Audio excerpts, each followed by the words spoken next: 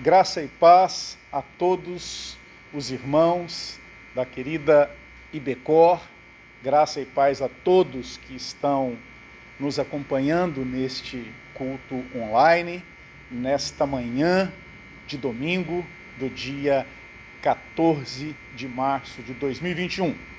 Quero aproveitar, agradecer ao querido pastor Manga, pastor presidente desta igreja, pelo convite e pela confiança em ceder este púlpito para este domingo e para os próximos 2 domingos das suas férias. Aproveito para desejar férias felizes, descanse, querido pastor, descanse, você merece esse descanso. Queria, antes de começar a minha mensagem, queria incentivar você que está me acompanhando nesse instante a parar tudo que você está fazendo, que não seja relacionado ao culto, não é? Esteja prestando um culto ao Senhor e não assistindo a um culto, de forma que eu queria incentivar você a reverentemente participar desse momento e de todo momento do culto, obviamente. O tema da minha mensagem nesta manhã é amando a igreja como o Senhor Jesus ama. Amando a igreja como o Senhor Jesus ama. E eu convido vocês a abrirem suas Bíblias na carta de Paulo aos Efésios. Carta de Paulo aos Efésios, no capítulo 5, eu lerei para vocês, vocês acompanharão em suas Bíblias, os versículos 25 a 32, que dizem assim: Maridos, amai vossa mulher, como também Cristo amou a igreja e a si mesmo se entregou por ela, para que a santificasse, tendo-a purificado por meio da lavagem de água pela palavra, para apresentar a si mesmo igreja gloriosa, sem mácula, nem ruga, nem coisa semelhante, porém santa e sem defeito. Assim também os maridos devem amar a sua mulher como ao próprio corpo. Quem ama a esposa, a si mesmo se ama. Porque ninguém jamais odiou a própria carne, antes a alimenta e dela cuida. Como também Cristo faz com a igreja, porque somos membros do seu corpo. Eis porque deixará o homem a seu pai e a sua mãe, e se unirá à sua mulher, e se tornarão os dois uma só carne. Grande é este mistério, mas eu me refiro a Cristo e à igreja, disse o apóstolo Paulo.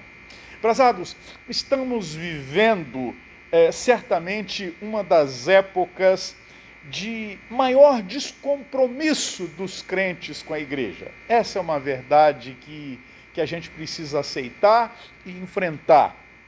Segundo aqueles que estudam fenômenos da religião, a igreja jamais passou por um período de tamanha falta de compromisso dos fiéis. Uma das coisas mais difíceis de se encontrar nas igrejas locais hoje são crentes que queiram trabalhar diligentemente na obra do Senhor. É cada vez mais comum, não é, vermos sempre as mesmas pessoas realizando os mesmos trabalhos na igreja local.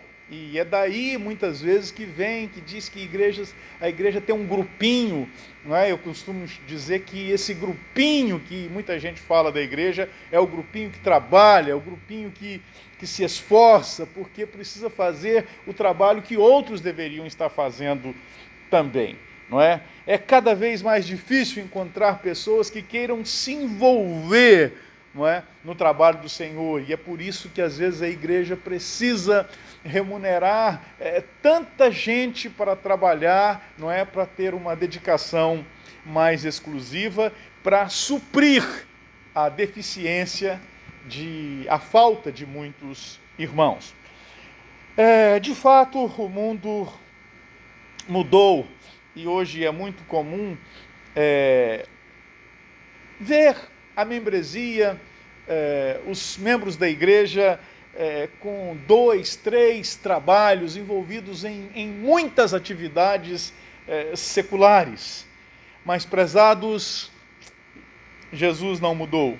e ele continua mais do que nunca amando a igreja que ele comprou por um altíssimo preço, comprou com o seu sangue.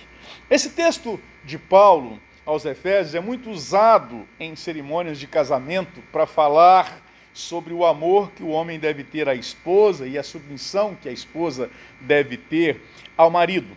Mas nesta manhã eu gostaria de usar esse texto para falar não para maridos e esposas, mas para nós que fazemos parte da igreja do Senhor Jesus. Gostaria de falar sobre o amor do Senhor Jesus e o tanto que ele valoriza a sua noiva gloriosa, que é a sua igreja.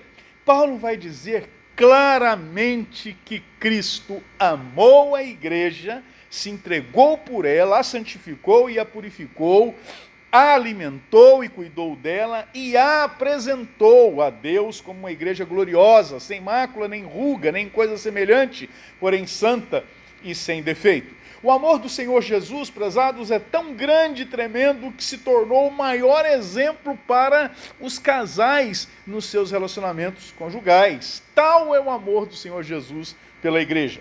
O apóstolo Paulo define esse amor do Senhor Jesus pela igreja como um exemplo mais do que perfeito de amor, de sacrifício e de compromisso. Mas é fundamentalmente importante, meus prezados, que consigamos ver esse amor e essa valorização do Senhor Jesus pela sua noiva, que é a igreja. Somente quando, de fato, observarmos esse amor, é que nos contagiaremos dele e nos comprometeremos um pouco mais com algo que ele valorizou tanto, que é a sua igreja. Por isso, vamos ver algumas coisas que o apóstolo Paulo falou desse amor do Senhor Jesus pela igreja e vamos pedir para que ele, o Senhor, nos desafie a nos envolvermos mais. E a primeira coisa que eu quero trazer para os irmãos é: Cristo amou a igreja até ao ponto de se sacrificar por ela. Versículo 25, maridos, amai vossa mulher como também Cristo amou a igreja e a si mesmo se entregou por ela. Prezados, será que de fato nós sabemos a profundidade do amor do Senhor Jesus pela igreja? Como é que nós estamos vendo a igreja hoje? Porque rigorosamente nosso relacionamento e o nosso envolvimento com a nossa igreja será um indicador de que havemos na profundidade certa. Observem que o Senhor Jesus amou tanto a igreja que se entregou na cruz por ela. É o que diz o texto. E, queridos, não existe maneira de caracterizar o amor verdadeiro senão através do sacrifício. Amar é se sacrificar, amar a sua igreja local, a semelhança de Jesus, é se sacrificar por ela. Que bênção que o sacrifício do próprio sangue o Senhor Jesus já fez. Mas ele quer ver em nós a nossa cota de dedicação ao seu projeto glorioso. Não é possível ser uma igreja verdadeira sem nos sacrificarmos por ela. Não existe envolvimento sem sacrifício, não existe amor sem sacrifício. Aliás, o amor é o próprio sacrifício. Não é possível congregar da maneira que Deus espera que congreguemos, sem de fato de alguma forma, sem sair um pouco da nossa zona de conforto. Talvez por isso tenhamos bem menos pessoas envolvidas do que gostaríamos, porque há de se deixar uma zona de conforto, há de se sacrificar. E aqui, meus prezados, nós aprendemos uma segunda coisa muitíssimo importante sobre o amor do Senhor Jesus pela igreja, é que nós devemos nos envolver com a igreja do Senhor Jesus, porque o processo de edificação ainda não terminou e nós fazemos parte dele. Paulo vai dizer isso no versículo 27, que o Senhor Jesus amava a igreja e para apresentar a si mesmo igreja gloriosa, sem mácula, nem ruga, nem coisa semelhante, porém santa e sem defeito. Observem aqui, prezados, que o texto diz que tudo que o Senhor Jesus fez e está fazendo pela sua igreja é a fim de apresentá-la. Ou seja, o processo está em franco andamento e nós fazemos parte desse processo. Muda tudo quando nós nos sentirmos parte do processo de edificar a igreja, não é? O Senhor Jesus quer que nos envolvamos no término da edificação dela. Mas é incrível, prezados, infelizmente, para uma grande maioria, parece que isso não faz sentido algum. Mais do que ter se entregado pela igreja, o Senhor Jesus trabalha continuamente, purificando-a, a fim de apresentá-la perfeita ao Pai, completamente sem defeito. E Ele está continuamente trabalhando para nos purificar e nos preparar para a eternidade. Nós não somos perfeitos, nenhuma igreja é perfeita ainda, contudo, isso não muda o amor dele por nós. O Senhor Jesus está trabalhando ainda na sua igreja e deveríamos ver isso com grande entusiasmo e não somente deixar Ele trabalhar em nós como igreja, mas também nos permitir que Ele nos use. Mas isso jamais acontecerá, prezados, sem o nosso compromisso, sem o nosso envolvimento, sem deixarmos de pensar um pouco em nós mesmos e sem que saiamos da nossa zona de conforto. E por último, devemos amar a igreja do Senhor Jesus incondicionalmente. Versículo 27, Paulo vai dizer: porque ninguém jamais odiou a própria carne, antes a alimenta e dela cuida, como também Cristo faz com a igreja, porque somos membros do seu corpo. Uma coisa que aprendemos aqui, prezados, é que o Senhor Jesus não amou a igreja porque ela era perfeita, não. O Senhor Jesus amou a igreja e isso sim a deixará perfeita. É porque Ele amou, porque Ele se sacrificou por ela, não é? Então isso a deixará perfeita, sem rúgula, sem mácula, uma igreja gloriosa. Quanto mais acharmos que nossa igreja é imperfeita, mais deverá ser o nosso amor e o nosso envolvimento com ela.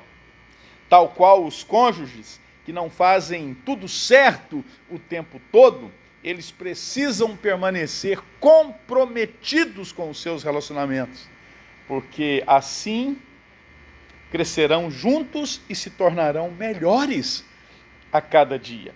O sacrifício que Jesus fez pela igreja foi para o benefício da igreja. Seu amor pela igreja foi absolutamente constante e incondicional. O Senhor Jesus permanece ainda comprometido com esse relacionamento e nós precisamos permanecer também. O Senhor Jesus, prezados, continua trabalhando na edificação da sua igreja e é fundamentalmente importante que nós a amemos como Ele a ama. Jesus está ansiando pelo momento do encontro glorioso com a sua noiva, que somos nós. Somente permanecendo nesse amor é que estaremos contribuindo para que esse dia glorioso chegue, não é? Um dia nós que somos a sua igreja seremos apresentados a Ele. A igreja de todas as gerações, de todas as tribos, de todas as línguas, vestida de branco, puro e imaculado, apresentadas na festa de casamento do Cordeiro. Que dia glorioso vai ser esse? Imagina nós termos o privilégio de participar disso, na construção e na edificação disso. Precisamos, queridos, olhar para a igreja local hoje na perspectiva que o Senhor Jesus olha, como a sua noiva gloriosa e ataviada para o encontro.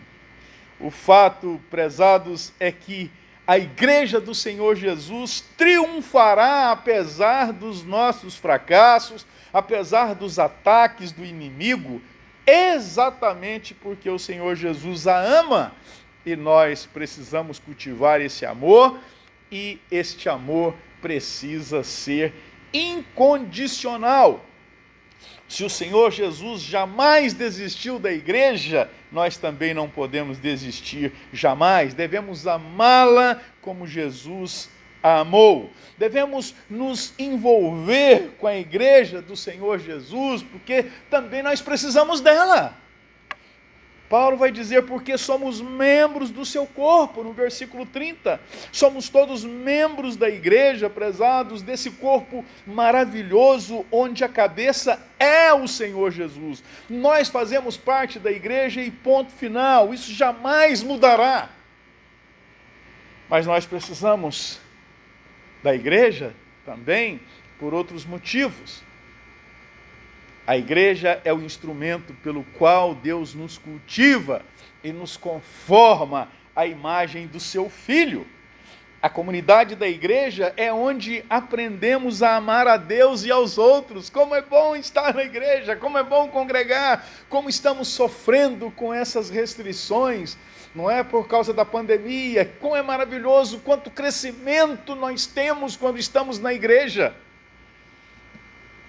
Na igreja local é onde somos fortalecidos e transformados pela verdade da palavra de Deus. É onde somos ensinados a orar, a adorar, a servir. É onde estamos investindo nosso tempo e habilidades para coisas eternas.